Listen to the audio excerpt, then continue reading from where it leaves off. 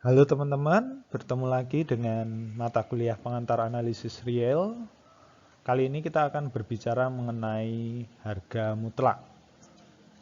Saya rasa teman-teman sudah kenal ya terkait harga mutlak ini. Nanti kita akan bahas lebih dalam di sana. Kemudian ini hal sederhana tapi punya peranan penting juga nanti di dalam analisis real. Jadi kelanjutan materi-materinya nanti tidak akan lepas dari konsep harga mutlak.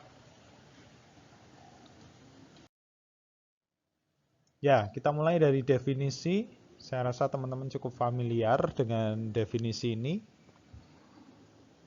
Ya, di sana A bilangan real, A bilangan real. Jadi ini A-nya adalah bilangan real. Ya, A bilangan real. Kemudian dia akan bernilai A jika lebih besar 0, bernilai 0 jika dia 0, dan negatif A jika A kurang dari 0. Ini sebenarnya ingin mengatakan bahwa salah satunya ingin mengatakan bahwa harga mutlak A nanti, ini akibatnya ya, ini sama dengan 0 jika dan hanya jika A-nya 0. Gitu. Jadi dia bernilai 0 jika A-nya 0, harga mutlaknya. Selain itu tidak. Ini juga merupakan satu hal sederhana tapi juga penting ini nanti ya. Banyak hal yang bisa dibuktikan dari sini, konsep ini, konsep sederhana ini. Kita lihat contohnya. Ya, saya berikan contoh yang sederhana aja.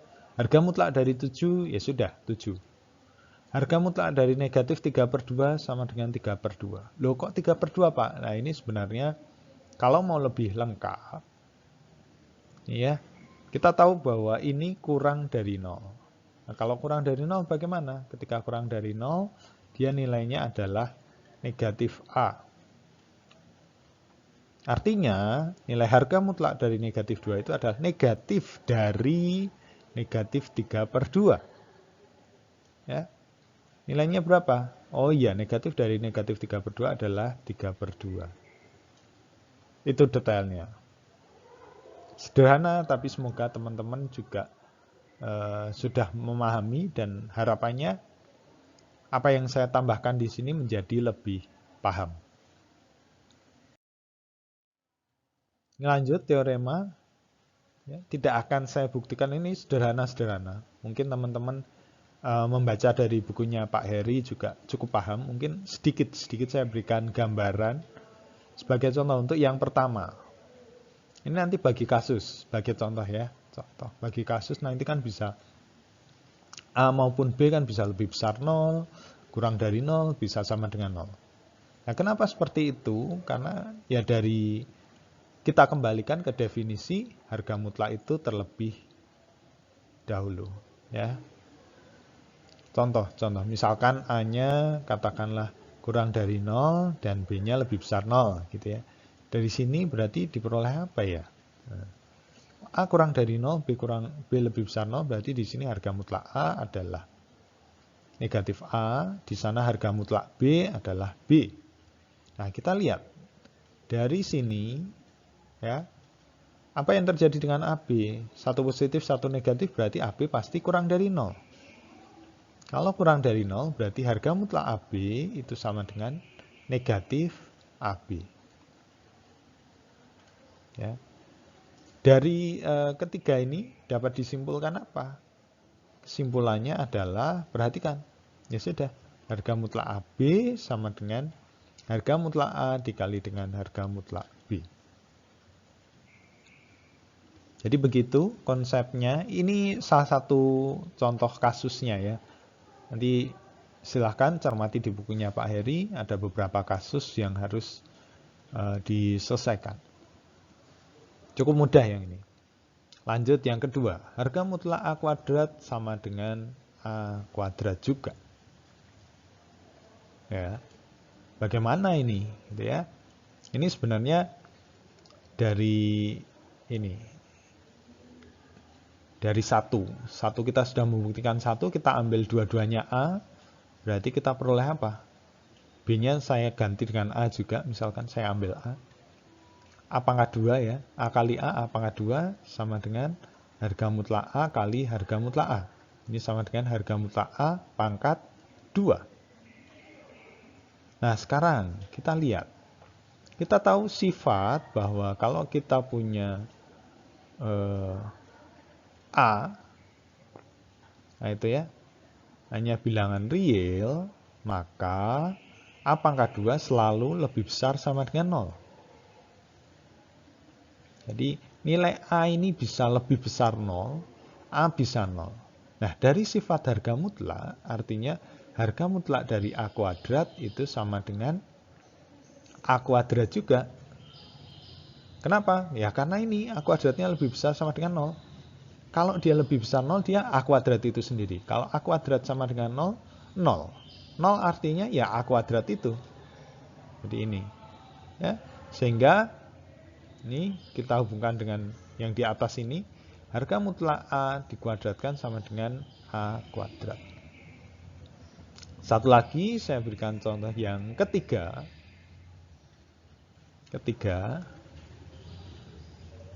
Ini harga mutlak A lebih kecil sama dengan C. Ya. Kita akan lihat harga mutlak A dulu. Ini bisa bernilai. Bagaimana harga mutlak A? Ya. Mungkin bagi kasus dulu lah, biar mudah. Kalau A-nya 0, berarti beres. Ya, A-nya 0, berarti jelas. 0 lebih kecil sama dengan C. Dan juga lebih besar dari negatif C. Gitu ya. Kalau A-nya 0 jelas. Sekarang kalau A-nya tidak 0. A-nya tidak 0, berarti kemungkinannya sini bercabang. A itu bisa positif, bisa negatif. A itu bisa positif, A itu bisa negatif. Kalau A positif, berarti harga mutlak A itu sama dengan A itu sendiri. Berarti dia kurang dari C. Kalau dia negatif, maka harga mutlak A ini sama dengan negatif A. Ya. Ini juga kurang dari C. Kenapa kurang dari C? Ya, yang diketahui kan harga mutlak A kurang dari C. Yang diketahui ini. Nah, kita mengikuti ini. Oh, ini harga mutlaknya sana, harga mutlaknya ke sini. Apa yang bisa disimpulkan di sini? Ya, kalau dikalikan negatif kan tandanya terbalik. Berarti menjadi A lebih besar dari negatif C. Nah, kesimpulannya adalah negatif C lebih kecil dari A lebih kecil dari C. Ya. Nah, ini ada sama dengannya ya. Silakan mengikuti tanda sama dengannya. Oke, itu beberapa hal yang ini cukup mudah saya rasa. Nanti dicek aja. Nanti kalau masih ada yang bingung bisa ditanyakan. Nah, ini lanjutannya ketaksamaan segitiga. Ini juga saya rasa penting ya. Salah satu sifat atau teorema penting dari harga mutlak itu adalah ketaksamaan segitiga. Ini buktinya. Cukup sederhana, kita menggunakan teorema sebelumnya. Ya. AB bilangan real berlaku ini dengan ini. Lanjutnya kita jumlahkan. Ya, jumlahkan kita peroleh ini. Kemudian, nah ini. Kita punya sifat tadi negatif C. Kalau harga mutlak A itu lebih kecil sama dengan C, itu jika dan jika negatif C lebih kecil sama dengan A kurang dari C. Ya. Nah, di sini kita tahu bahwa ini ada syarat ya, C-nya lebih besar 0. Ini harga mutlak nilainya pasti selalu lebih besar atau sama dengan 0. Ya. Harga mutlak ini selalu nilainya lebih besar sama dengan 0. Ini bisa kita anggap sebagai C-nya. Jadi C ini berarti negatif C. Oh, ini ada C, ada negatif C di sana. Ada C, ada negatif C, artinya dia berakibat ini. Jadi ini mengikuti, ya, mengikuti. Ini ya, ini negatif C lebih kecil sama dengan A, lebih kecil sama dengan C. Yang di sini negatif. Nah, ini bisa kita misalkan C lebih kecil sama dengan suatu hal, lebih kecil sama dengan C. Ini berakibat ke sana, harga mutlak A lebih kecil sama dengan C, berarti ini, ya ini harga mutlak yang tengah.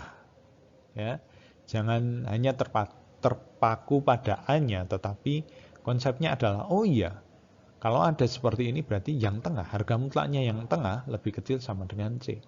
Sama, ini harga mutlaknya yang tengah itu apa? Yang tengah adalah A ditambah B. Lebih kecil sama dengan ini.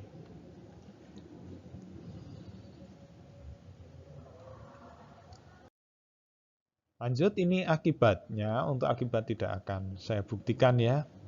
Nanti mungkin banyak digunakan. Ya, nanti dicek. Ini akibat yang pertama.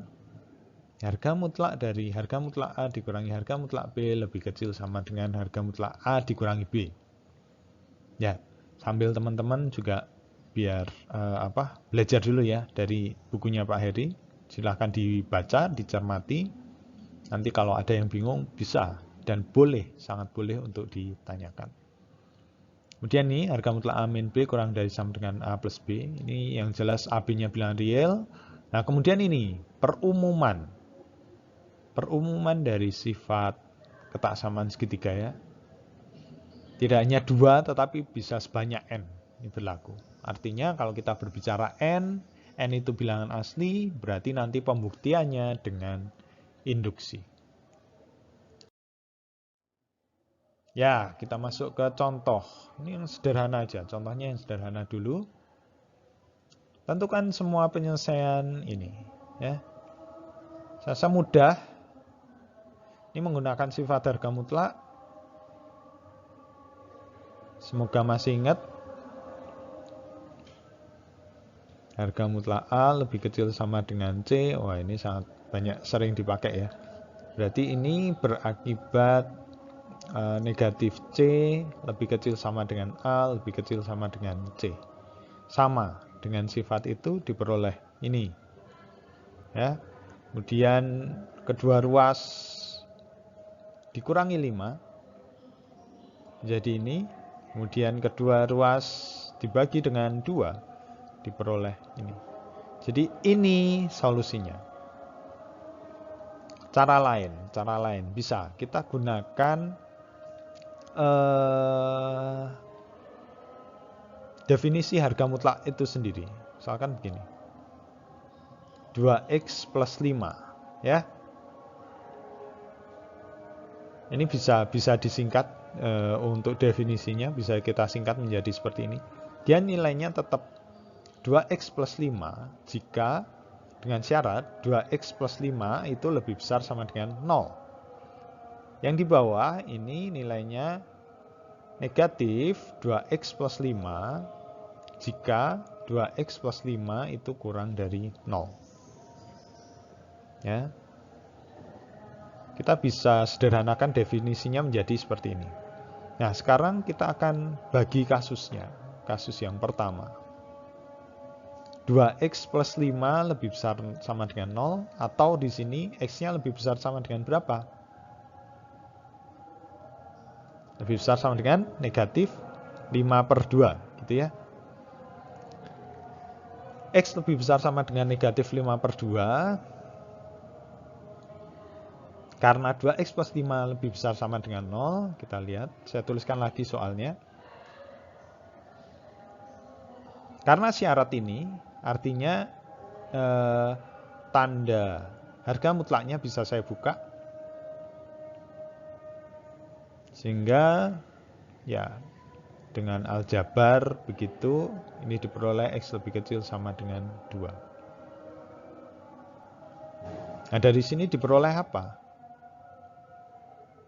Dari sini diperoleh bahwa penyelesaiannya berarti min 5/2 lebih kecil sama dengan X, lebih kecil sama dengan 2. Ini untuk kasus yang pertama. Kasus yang kedua, saya tuliskan di atas ya, di atas. Kasus yang kedua. Di sini, 2X plus 5 itu lebih kecil dari 0, atau ini ekuivalen dengan X-nya kurang dari negatif 5/2.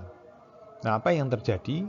Berarti ini ya, soalnya ini, harga mutlaknya ini, dia menjadi negatif 2X plus 5. Oke, saya tuliskan, ini nama lainnya negatif 2X min 5, begitu sama ya. Lebih kecil sama dengan 9.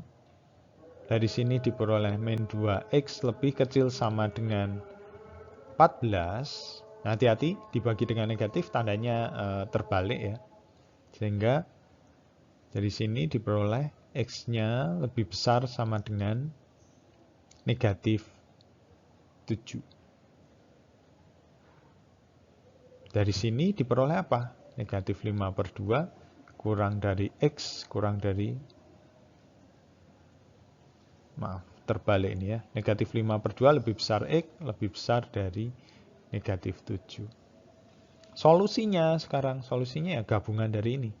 Karena tadi kita bagi kasus, berarti yang di bawah ini, sebentar saya pakai biru, yang di bawah ini solusi, yang di atas ini juga solusi. Keduanya solusi. Jadi digabungkan dia akan menjadi ini. Oke, ya. Nah, ini contoh yang kedua. Ini lebih kompleks. Ya, lebih kompleks. Harga mutlak X min 1 lebih kecil sama dengan harga mutlak X. Nah, ini kita lihat dulu. Kita perlu membagi kasus, begitu. Misalkan X min 1 lebih besar sama dengan 0, X lebih besar sama dengan 0. Ya, kita lihat dari ini ya, X min 1 dari sini, X-nya dari sini. Kenapa ada lebih besar sama dengan 0? Pembagian kasusnya, karena ini bergantung kembali lagi ke sifat harga mutlak.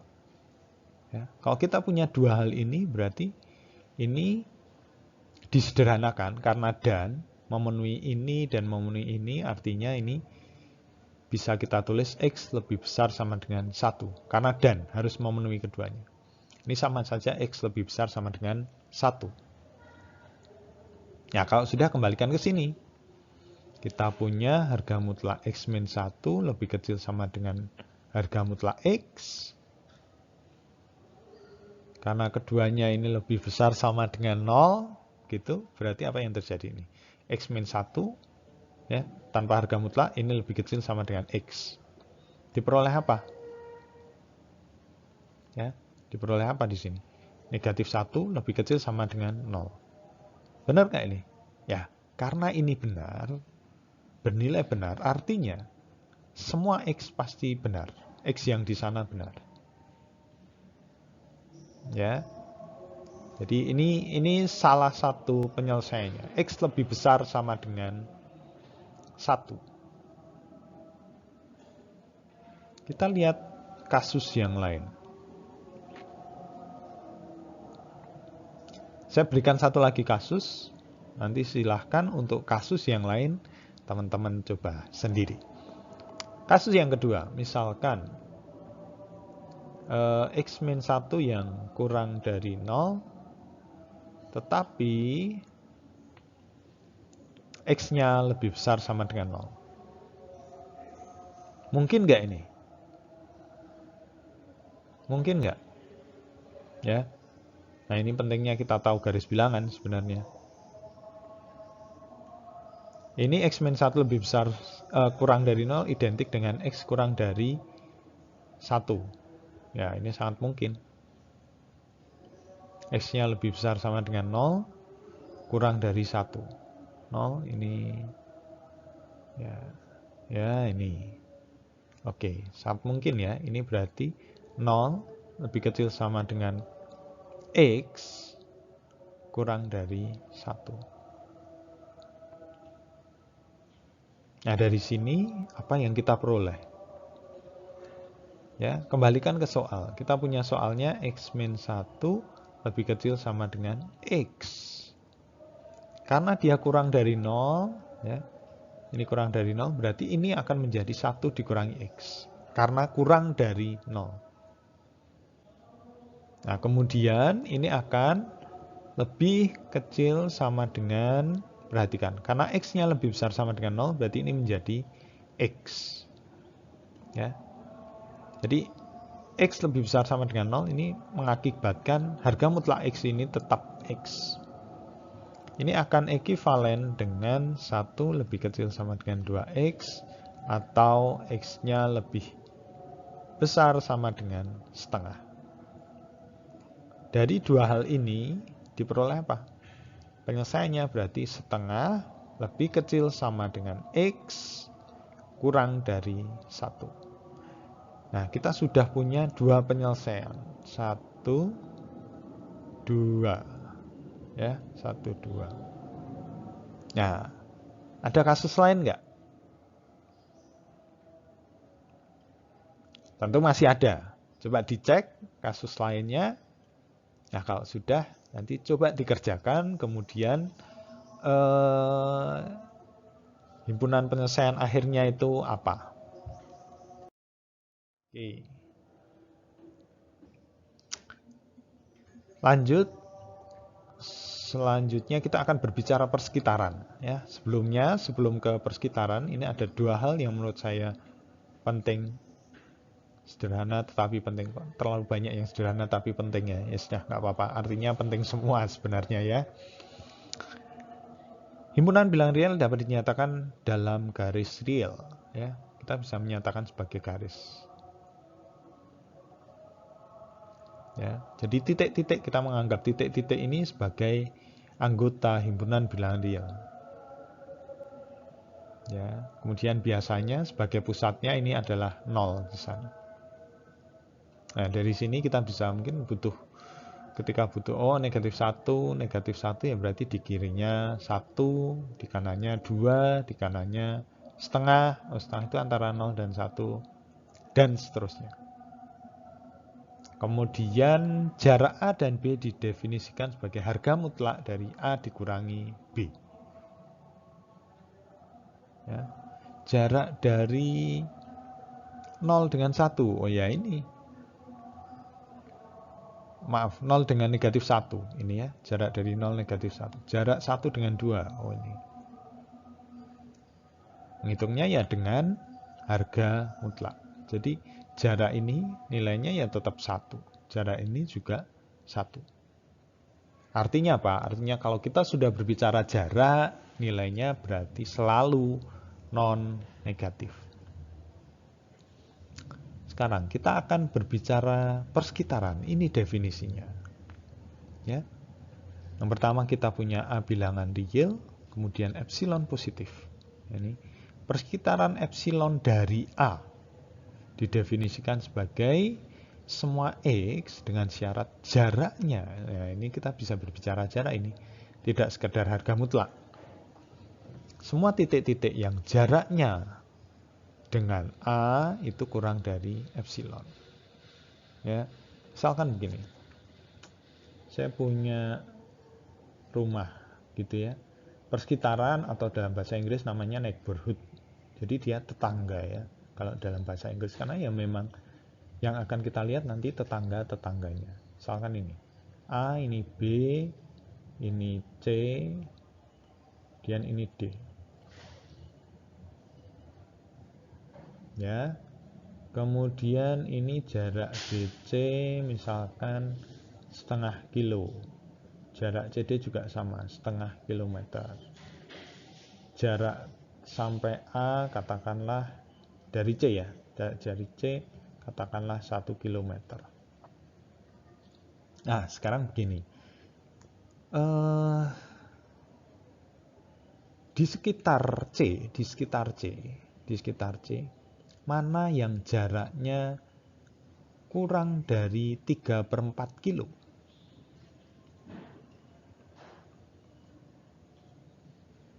Jadi kita mau cari, tetangga dari C yang jaraknya kurang dari 3/4. Ada B dan D. Ya, bisa ya. Sekarang kalau yang jaraknya kurang dari 2 kilo, tetangganya yang mana? Oh iya, ada A, ada B, ada D. Ya, itu yang dimaksud dengan persekitaran atau neighborhood. Ya. Jadi hanya saja yang sedikit membedakan X di sini boleh A itu sendiri. Ini yang sedikit membedakan dengan konsep tetangga. Kalau tetangga kan berarti bukan kita. Ya, tetapi dalam matematika, dalam persekitaran, yang dimaksud neighborhood atau persekitaran itu boleh kita sendiri di sana. Oke, semoga paham. Ya, ini contohnya kita lihat. Nah, ini N1, 2. Waduh, agak terganggu dengan ini warna biru. Saya hapus dulu sebentar, tidak masalah.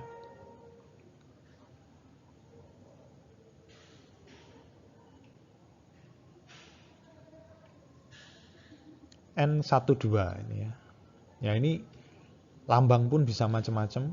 Ada yang menggunakan N, ada yang menggunakan V, ada yang menggunakan B. Kemudian kalau Pak Heri pakainya K, kitar. Saya tidak terbiasa dengan kitar gitu ya. Jadi saya pakainya persekitaran, saya lebih nyaman. Ya kebiasaan saja itu sih. K itu kitar. Kalau B itu biasanya dari ball, sama bola.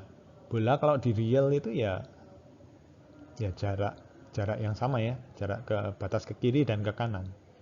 Tapi kalau di R2 baru kelihatan. R2 nanti lingkaran, nah R3 mungkin baru kelihatan. Oh iya, bola jaraknya. Makanya pakai B. Oke, kita lihat yang ini. N12. Ya, secara definisi kan ini. Kalau kita selesaikan, kenapa bisa seperti ini? Kita selesaikan coba. X-2 kurang dari 1, ini akan identik dengan negatif 1 kurang dari X-2 kurang dari 1. Berarti X-nya kurang dari 3 lebih besar dari 1. Ya.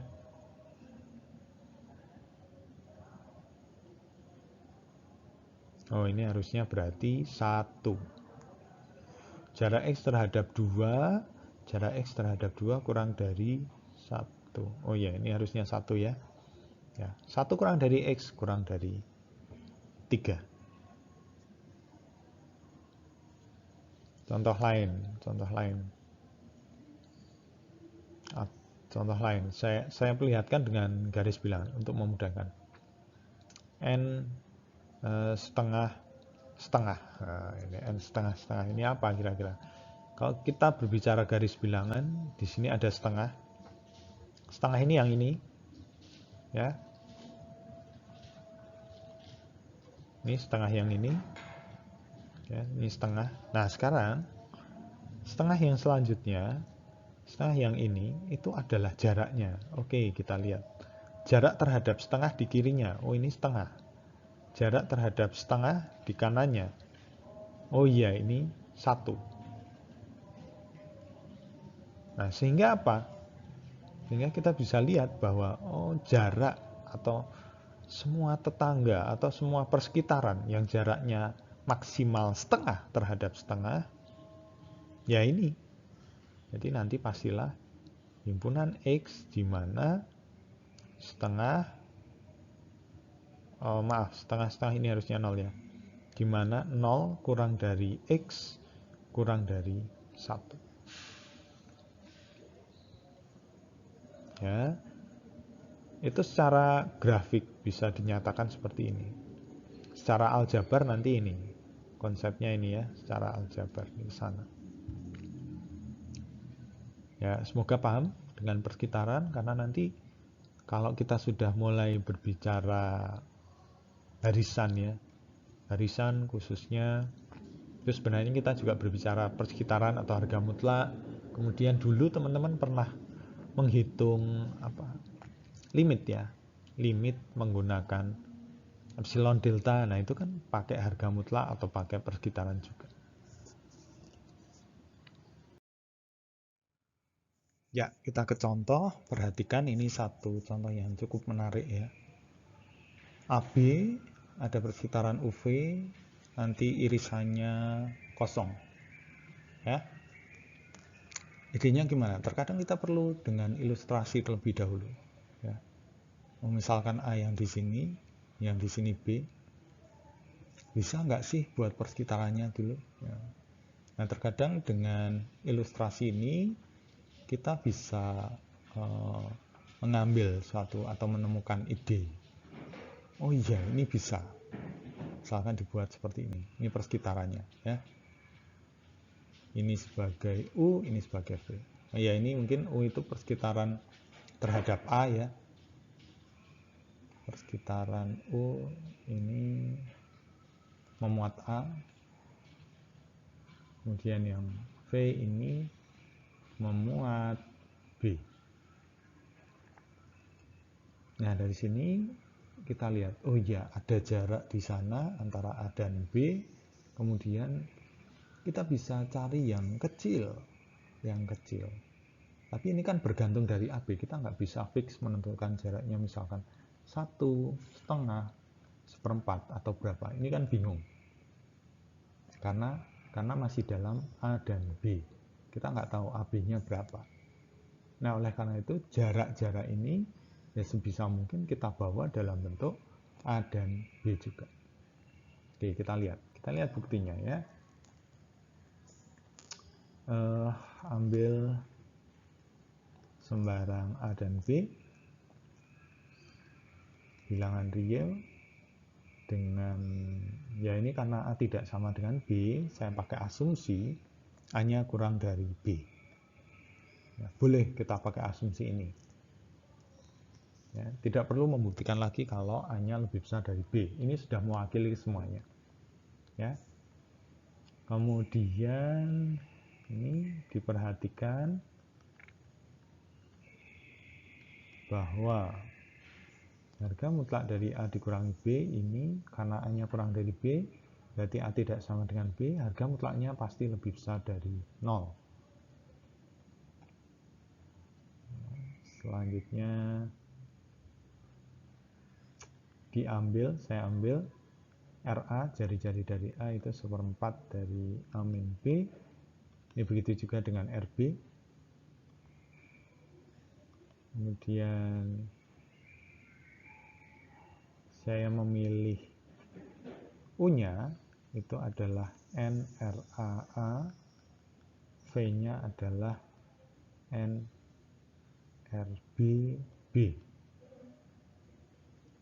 Ya. Kita akan membuktikan kosong.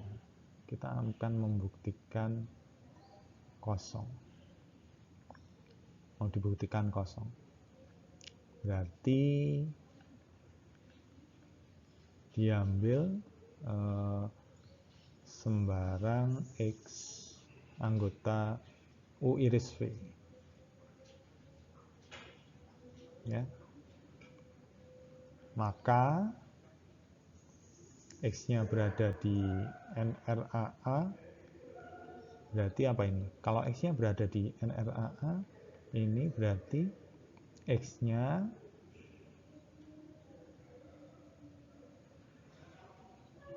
dikurangi dengan A, itu pasti kurang dari R-nya. Ya. X berada di persekitaran RA terhadap A, berarti X dikurangi A, ini sebagai pusatnya atau sebagai orang rumahnya gitu ya. Ini kan tetangganya, X-nya tetangganya, A itu kita misalkan gitu. Tetangga dengan kita jaraknya kurang dari 1/4 A min B. Kemudian dengan cara yang sama, X di NRBB berarti X min B kurang dari 1/4 A min B. Ya. Kemudian kita pakai, nah ini penting, dengan ketak samaan segitiga, maka, nah ini saya jumlah harga mutlak dari A min B, gitu ya. A min B itu kan kurang dari harga mutlak X min A ditambah harga mutlak X min B. Berarti dia kurang dari setengah A min B.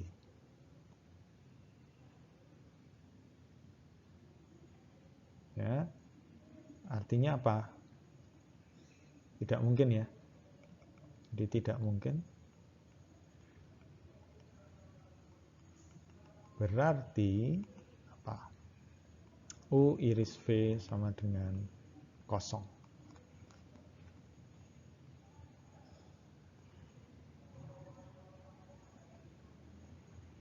Ya ini nanti memang ini hal yang tidak mudah, tetapi coba untuk dipahami.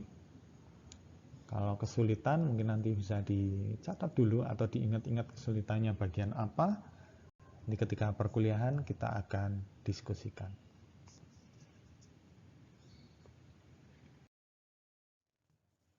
Oke, demikian materi terkait harga mutlak. Terima kasih. Semoga berguna untuk teman-teman semua, membantu teman-teman belajar. Kalau ada kesulitan, jangan ragu untuk bertanya. Mungkin kalau malu untuk bertanya nanti bisa sampaikan melalui link Mentimeter ya, menti.com. Nanti saya berikan linknya. Oke, sekali lagi terima kasih sudah menyimak.